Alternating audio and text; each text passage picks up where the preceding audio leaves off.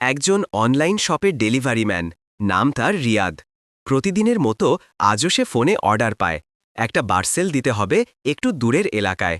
Location দেখে ভাবে, আচ্ছা, এত ভেতরের জায়গায় কে থাকে? তবুও কাজ তো কাজই। সে বাইক নিয়ে বের হয়, অনেক দূর যায়। রাস্তাটা ধীরে ধীরে শেষ হয়ে যায়। বাকি পথ কাঁচা, তারপর একসময় পুরোই বন্ধ। বাইক রেখে হাঁটতে শুরু করে। এক পা, দুই পা, পা পিছলে পড়ে যায় খোয়া বালুর গর্তে।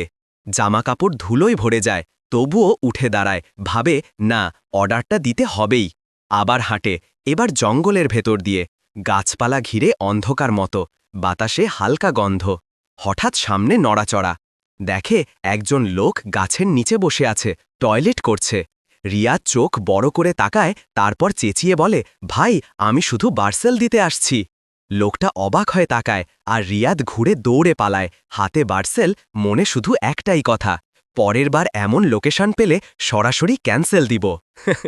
শেষে শিক্ষা, কাজ যতই কঠিন হোক, নিরাপত্তা আগে, আর লোকেশনটা একবার যাচাই করেই যেও। Bicycle package.